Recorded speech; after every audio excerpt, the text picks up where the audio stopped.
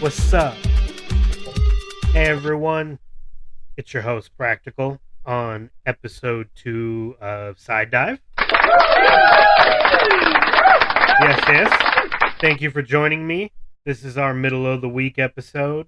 Normally we get it out a little bit quicker, but sometimes work gets in the way. Typically it'll be a trade-off between Rex and myself, so you'll get a good mix of both of us, but Um, today we just couldn't get Rex's uploaded for whatever reason, so I'ma just hop in with my topic, and that topic is remakes, reboots, sequels, and requels, and franchises. Really, if you want to go that far, and that's fine if we do. I just wanted to talk about them today because it's been on my mind lately. It's been in the media lately. It's been everywhere, really. I mean, frankly, you really can't go a couple weeks without seeing a trailer for a sequel or a remake or, something kind of out of left field, but yet somewhat expected as well. And, as a movie fan, I've come to accept it in a way because it's always been a thing. There were the Universal monster sequels, Bride of Frankenstein, Daughter of Dracula, Mummy Returns, you know, Invisible Man, I think, had a sequel. There's just a lot going on in that era.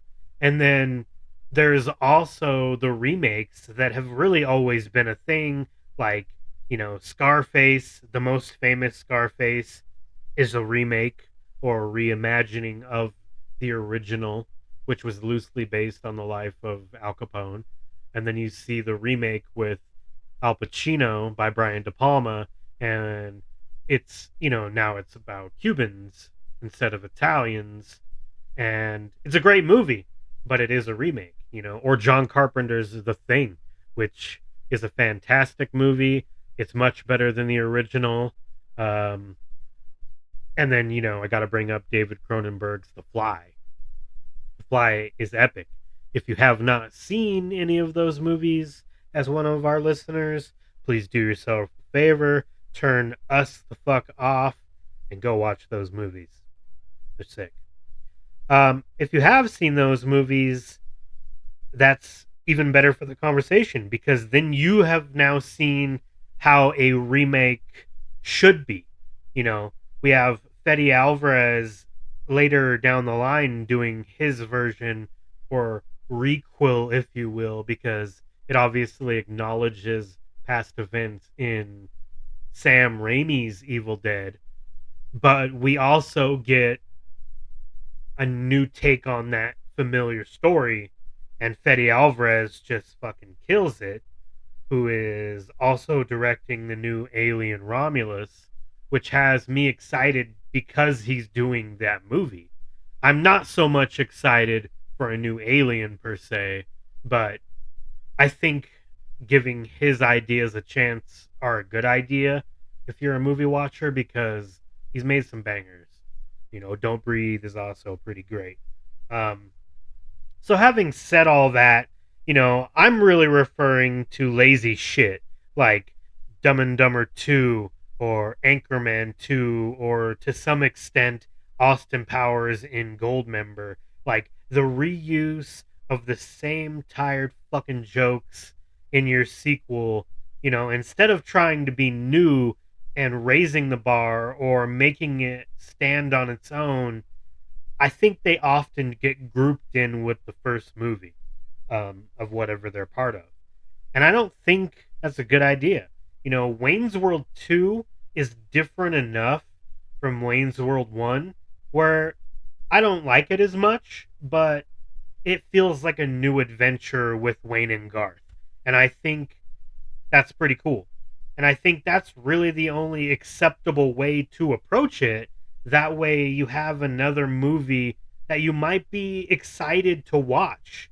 Bill and Ted, those are good examples of just doing the same thing over and over again, but using new parts of those said things as part of the plot devices or the humor.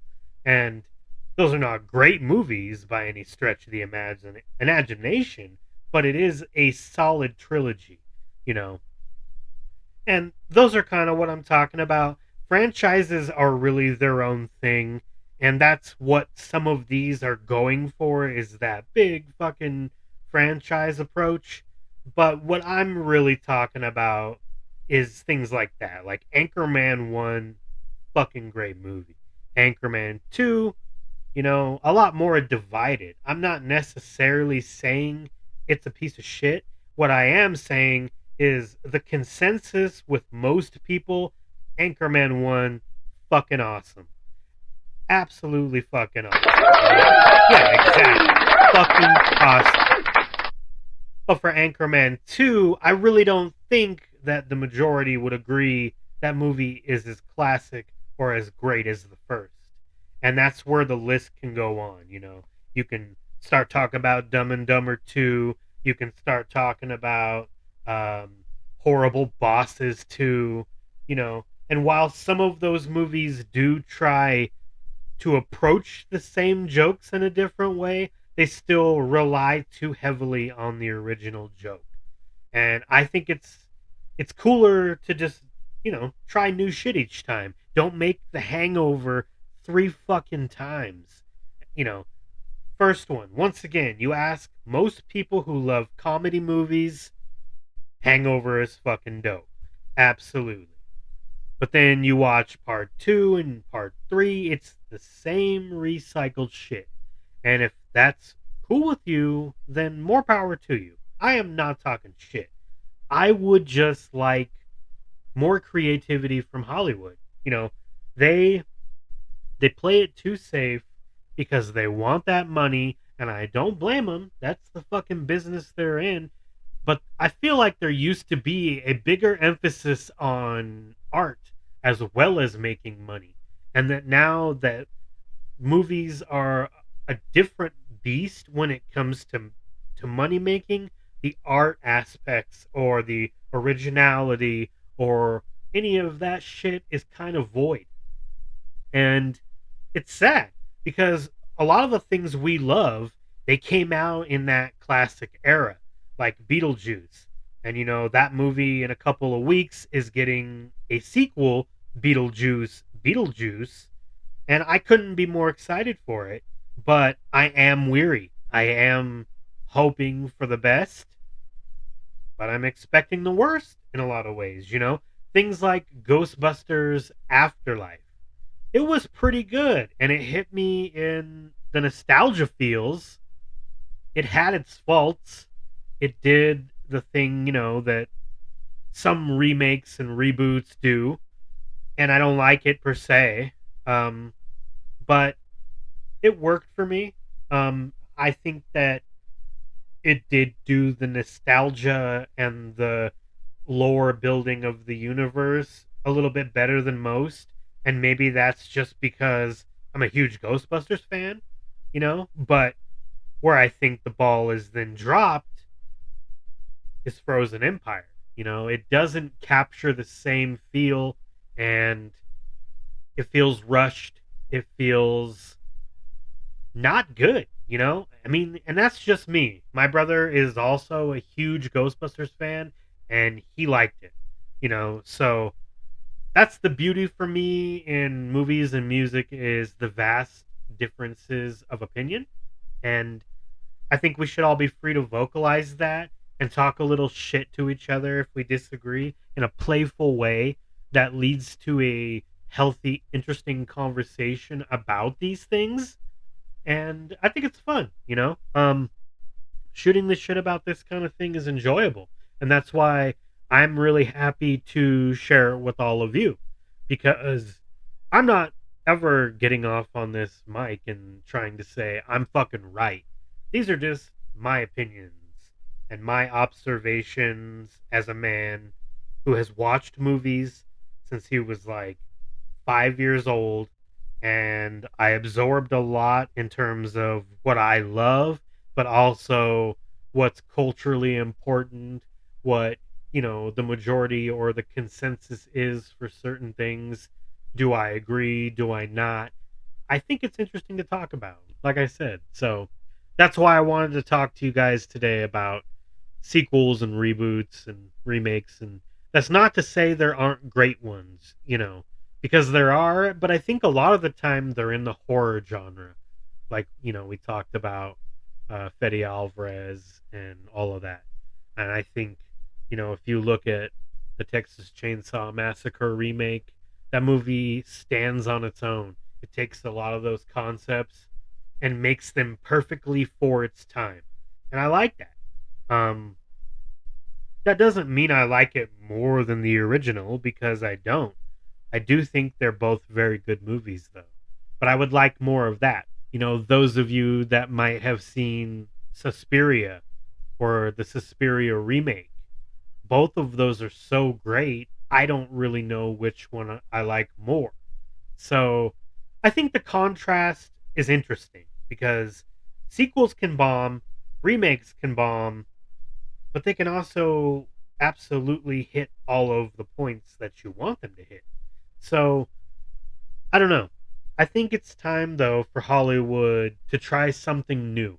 It's time for them to keep doing that if that's what they want, but to flip it on its head. Let's remake some shit that no one's really heard of from back in the 30s or the 40s and start putting some interesting spins on it. Like we talked about, kind of Abigail having that feel to it with being a loose interpretation of Dracula's daughter. So take a concept from that movie and add, Dracula as a crime lord, which that movie basically implies. And I think that would be cool as fuck because then you'd have, maybe some really interesting storytelling that hasn't been touched in a long time from back in the day, and then you mix it with something modern like that, and you might have magic in a bottle again, which is, we really need that. We can't keep relying on this same tired shit. And like I said, I'm guilty as fuck of liking some of that shit, and I'm not trying to bash it. It's just something I think about a lot, I guess, is really the best way to put it. Because I do, you know, there's always something that's going to pop into your head when you're watching a badass movie. And part of you is like, fuck, this would be sick if it had a sequel. But other times you're watching it and you're like, fuck, this is so good. There's nothing to build on this. That's how I felt about that movie by Guy Ritchie, The Gentleman. That movie is so badass. So fucking badass. Exactly. But then we go on to make a TV show about it. And that's one of those times where I'm like, that movie stands on its own. It's badass. It's very well written. Don't tarnish it with extra shit, you know. And then, talking back again to Abigail, when you watch that one, you're like, I could see them making sequels to this. I'm not necessarily saying I want it, but I'd be way more on board. And that's that's the cool thing about being a fan, right? You got all these options, and you always hope for the best.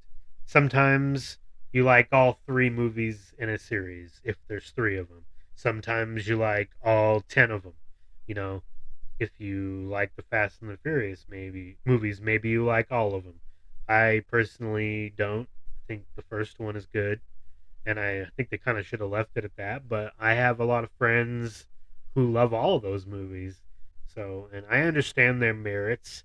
Not everything is about being like a Scorsese fucking knock it out of the park Oscar winner or Oscar nominee or however. But that doesn't mean that those movies don't make sense or fit within the realms of film, because that's what I love about both movies and music is you get all these personalities making movies and the actors and the actresses working with those personalities, and then you have, with music you have, if they're a band, you got four different guys throwing all their fucking, influences into it, or four different girls throwing all their influences into it and forming a band like the Donnas, who love Kiss. or you know, Mudvayne or Korn, who all, you know, are kind of huge fans and grew up with Metallica and shit like that. So the things that influence us are the ones that, you know, bleed out in our art. And for those of us who make things, it's cool because, you know, I don't know. As humans, we have so many different emotions and reactions to things that the culmination of those things when you're creative will be whatever piece of music or movie or you know, whatever it is, a book you're writing, a sentence you say to your friends that's just overly clever and you're proud of yourself. That's what I would describe making art is like, you know. And I like that. But that's been my little ramble for the day. I don't think I've got too much more to say about it. Would love to hear some feedback from you, though. What are some of your favorite remakes? What are some of your favorite reboots?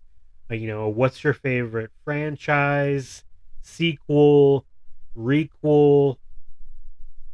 You know, let me know. Deep Dive 85 at outlook.com. And as usual, you can catch us on Friday. We push back David Fincher a week just to get out there and watch Alien Romulus. So I'll have that for you on Friday.